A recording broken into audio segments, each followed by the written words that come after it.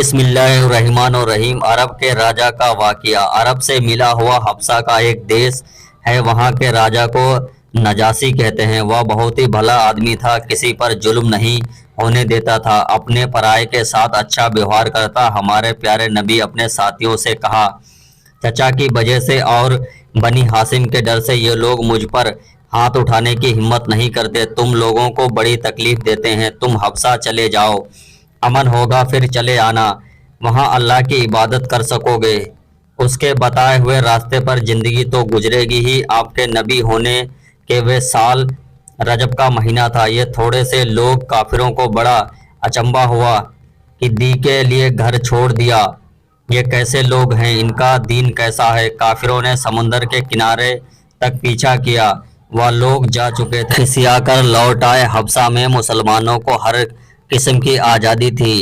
جو لوگ حبشہ گئے تھے کچھ دنوں بعد لوٹ آئے، ان کو خبر ملی کہ اب مکے میں امن ہے۔ حضرت عمر رضی اللہ تعالی عنہ مسلمان ہو گئے ہیں، لوگ کھلم کھلا نماز پڑھتے ہیں اور روک ٹوک نہیں ہے، وہاں آئے تو پہلے سے ہی زیادہ ستایا کرتے۔ پیارے نبی نے فرمایا، جاؤ پھر حبشہ چلے جاؤ، دین پھیلاؤ، دین پر چلو، مکہ اب رہنے کی جگہ نہیں ہے۔ پھر چلے گئے، یہ مکہ اب رہنے کی جگہ نہیں، پھر چلے گئے، یہ مکہ اب رہنے کی جگہ نہیں، پھر چلے گئے۔ یہ سفر بڑا مشکل تھا، قدم قدم پر کافروں کے ظلم و ستم کا سامنا تھا۔ کافروں کو نجاشی پر ہی بڑا غصہ آیا، لوگ پیچھے پیچھے گئے، نجاشی سے ملے، مسلمانوں کی برائی کی، اس نے کافروں کو اور مسلمانوں کو دربار میں بلایا۔ حضرت علی کے بھائی حضرت جعفر نے دربار میں خطبہ دیا، بڑا زوردار اور اثر والا تھا۔ انہوں نے اپنے خطبے میں بتایا کہ اسلامی آندولن سے پہلے عرب کی حالت کیا تھی، کیسے گندگیوں اور کن برائیوں میں وہاں کے لوگ پھنسے تھے، گندگی اور کن برائیوں میں وہاں کے لوگ پھنس چکے تھے۔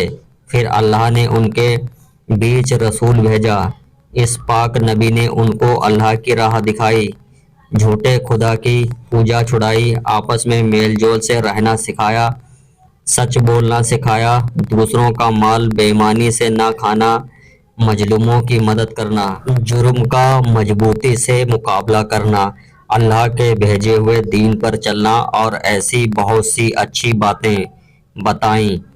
ہماری کایا پلٹ ہو گئی، اب ہم اندھیرے سے اجالے میں آ گئے، سچائی کو ہم نے دوپہر سے سورج کی طرح دیکھ لیا اور جان لیا۔ ہمارا یہی جرم ہے جس کی وجہ سے ہمارے ملک اور شہر والوں نے، خاندان اور گھر والوں نے ہم کو ستانا شروع کر دیا تھا۔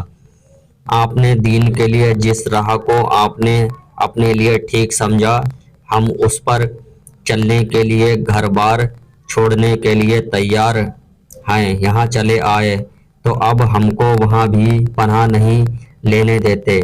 نجاشی پر اس خطبے کا پر بہت اثر ہوا اور وہ رونے لگا۔ اس نے مسلمانوں سے کہا، آپ میرے دیس میں چین سے رہیے، آپ کو کوئی نہ ستائے گا۔ کافر اپنا منہ لے کر واپس لوٹ گئے۔ ایسے ہی اسلامک واقعہ کے لیے ہمارے چینل کو سپورٹ کریں۔ ملتے ہیں اگلی ویڈیو کے ساتھ، تب تک کے لیے اللہ حافظ۔